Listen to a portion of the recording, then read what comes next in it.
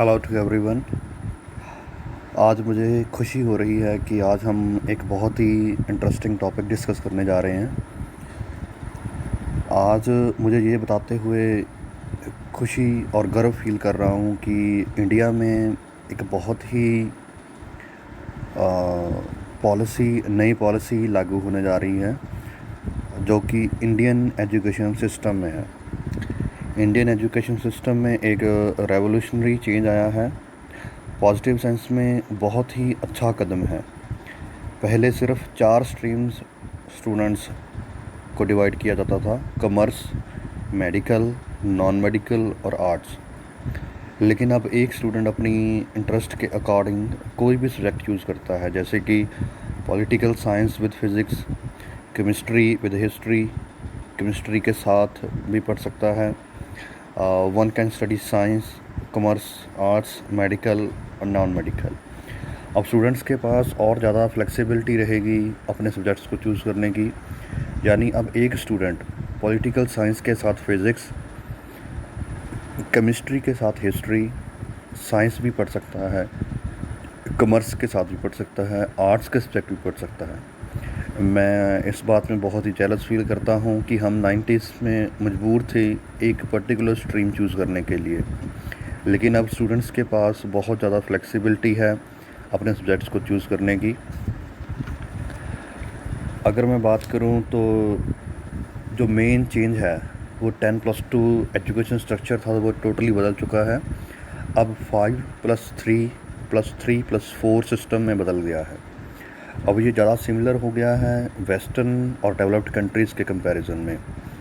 अगर देखा जाए तो 10+2 एजुकेशन सिस्टम में जो कि 6 साल की उम्र से स्टार्ट होता था, लेकिन अब जो ये नया सिस्टम है ये 3 साल की एज के बच्चे से स्टार्ट होगा। 3 से लेकर के 6 साल तक प्री स्कूलिंग होगा और उससे अगले 2 साल क्लास 1 एंड क्लास 2 होगी, और उसके बाद 3 साल की प्रेपरेटरी स्टेज रहेगी जिसमें फोकस किया जाएगा playing, discovery and activities based learning पे।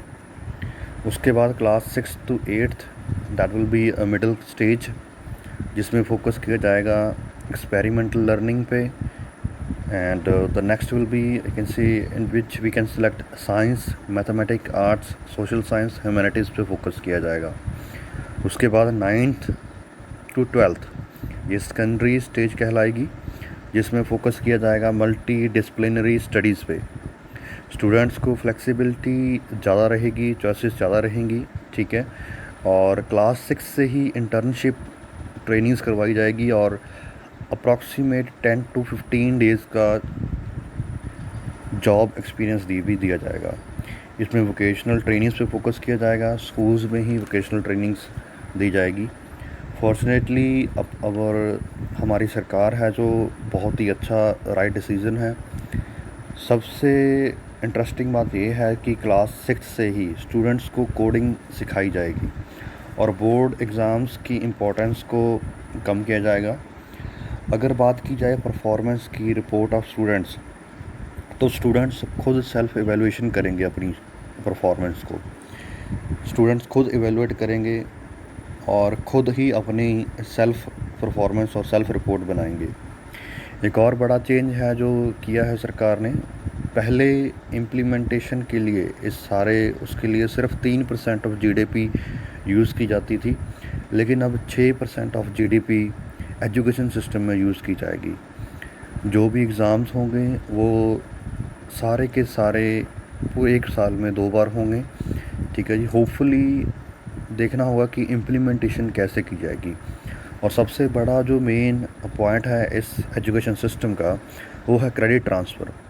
अगर आपने स्ट्रीम चेंज कर रहे हो पहले साल में तो आपको पूरे के पूरे साल के क्रेडिट मिलेंगे और 4 साल का एग्ज़िट माना जाएगा। मतलब कोई भी साल ख़राब नहीं होगा, ठीक है जी। मतलब अगर आप 1 साल का कोर्स करते हो तो वो भी काउंट होगा, 2 साल का करोगे वो भी काउंट होगा, 3 साल का करोगे वो भी काउंट होगा और 4 साल का करोगे वो भी काउंट होगा।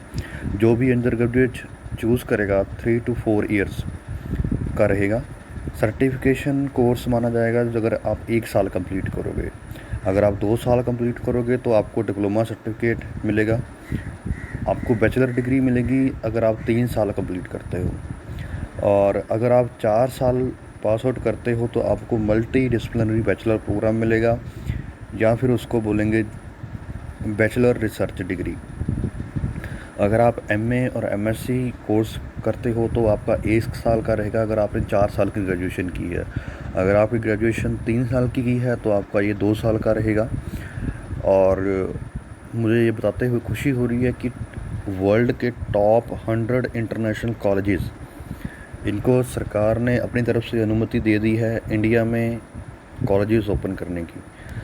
और सबसे बड़ी बात यह है कि वोकेशनल एजुकेशन पे फोकस किया जाएगा। सभी स्कूल्स एंड कॉलेजेस को, सभी को एक्सपोजर दिया जाएगा वोकेशनल कोर्सेज़ का, और टीचर्स को ऑनलाइन टीचिंग के सारे टूल्स के बारे में ट्रेनिंग दी जाएगी। और अगर मैं बात करूँ नेगेटिव पॉइंट ये है कि इसमें जो मदर लैंग्वेज है, तो मदर लैंग्वेज की इम्प्लीमेंटेशन है वो स्टार्टिंग से ही है। कोई भी लैंग्वेज को फोर्सफुली नहीं पढ़ाया जाएगा, ठीक है जी। और क्लास 9th से, after class 9th the English language will be implemented. So English should be compulsory for our if you want to grow. Means अगर आप इस वर्ल्ड में एज़ कम्पेयर टू वर्ल्ड अगर आप देखा जाए तो स्टार्टिंग में ही क्लास 3rd से और क्लास 4th से और क्लास 5th से ही इंग्लिश कंपल्सरी होनी चाहिए, जो कि यहाँ पे नहीं है, ठीक है जी। और अगर मैं बात करूँ स्टूडेंट्स और टीचर्स के अकॉर्डिंग, ये एंटी डेमोक्रेसी माना गया है ये स्टेप सरकार का, क्योंकि इसमें स्टेट्स को कंसल्ट नहीं किया गया। जो नई पॉलिसी है इसमें no state can change in education system, means किसी भी स्टेट की राय नहीं ली गई, ठीक है जी। और अगर देखा जाए पॉलिसीज़ को थ्योरेटिकली है बट नॉट अ प्रैक्टिकली। अब देखना ये होगा कि कैसे सरकार इस पूरे के पूरे पॉलिसी को कैसे इम्प्लीमेंट करती है। Let's see and watch. Thank you. Please do share, subscribe my channel. Thank you.